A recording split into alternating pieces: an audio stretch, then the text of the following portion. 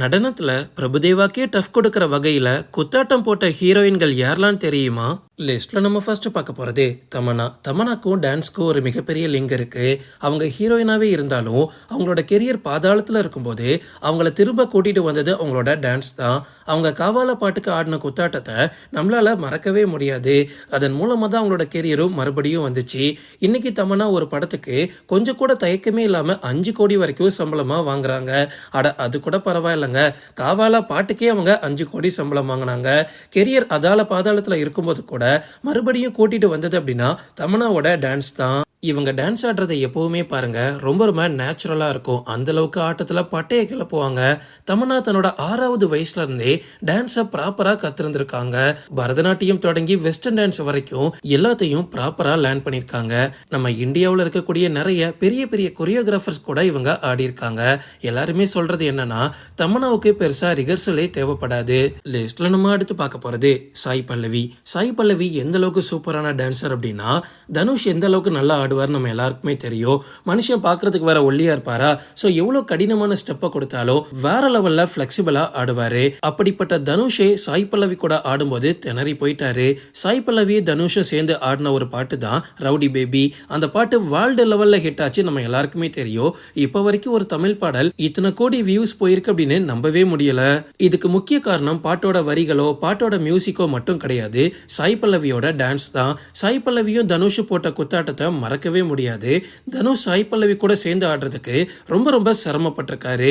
சாய் பல்லவி நடிப்புக்கு முன்னாடி ஜார்ஜியாவில் MBBS பட்டம் படிச்சவங்க. ஒரு டாக்டராகவே இருந்தாலும் நடிப்புல அதிக கவனத்தை செலுத்தினதுனால டான்ஸை ப்ராப்பரா கத்துக்க ஆசைப்பட்டிருக்காங்க. நம்ம எதுவுமே தெரியாம உள்ள போகக்கூடாது அப்படின்னு பரதநாட்டியம் தொடங்கி வெஸ்டர்ன் டான்ஸ் வரைக்கும் எல்லாத்தையும் ப்ராப்பரா லேர்ன் பண்ணிருக்காங்க. லிஸ்ட்ல நம்ம அடுத்து பார்க்க போறது ஷோபனா. இப்ப இருக்கக்கூடிய நடிகைகள் எல்லாருக்குமே டான்ஸ்க்கு விதை போட்டதே ஷோபனா அப்படின்னு சொல்லலாம்.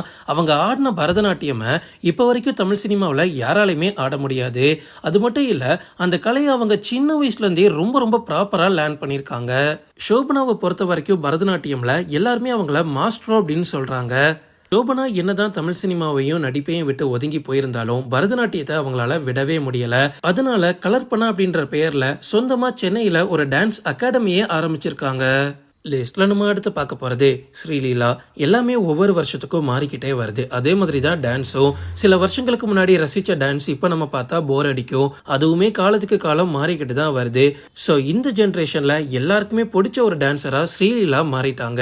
தெலுங்கு மற்றும் கன்னட மொழியில எல்லா படங்கள்லயுமே இவங்களுக்குன்னு ஒரு தனியா ஒரு குத்தாட்டம் இருக்கு அப்படின்னு சொல்லலாம். ஸ்ரீலீலாவை பொறுத்த வரைக்கும் MBBS படிச்சு முடிச்ச டாக்டர். தமிழ்ல இவங்க சிவகார்த்தியன் கூட பராசக்தி அப்படின்ற படத்துல நடிச்சுட்டு வராங்க. பிரபுதேவாக்கு இணைய டான்ஸ் ஆடக்கூடிய டேலண்ட் இவங்க கிட்ட இருக்கு. மத்த கொரியோகிராஃபர்ஸ் என்ன சொல்றாங்க அப்படின்னா, எல்லாருக்குமே 5 வாட்டி சொல்லி கொடுத்தா ஸ்ரீலீலாக்கு ஒரு வாட்டி சொல்லி கொடுத்தாலே போதும். ரொம்ப ரொம்ப பிளெக்சிபிளா ஆடக்கூடிய ஒரு நடிகை இவங்க. லிஸ்ட்ல நம்ம அடுத்து பார்க்க போறது சிம்ரன். டான்ஸ்னு சொல்லிட்டு சிம்ரனை சொல்லாம போக முடியுமா?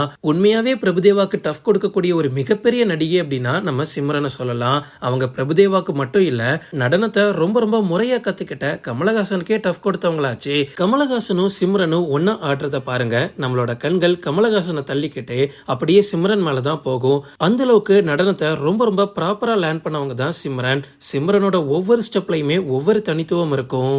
ஓகே ஃப்ரெண்ட்ஸ், இதோட நான் இந்த வீடியோ முடிச்சுக்கிறேன். இன்னொரு இன்ட்ரெஸ்டிங்கான வீடியோல நம்ம சந்திக்கலாம். Stay tuned.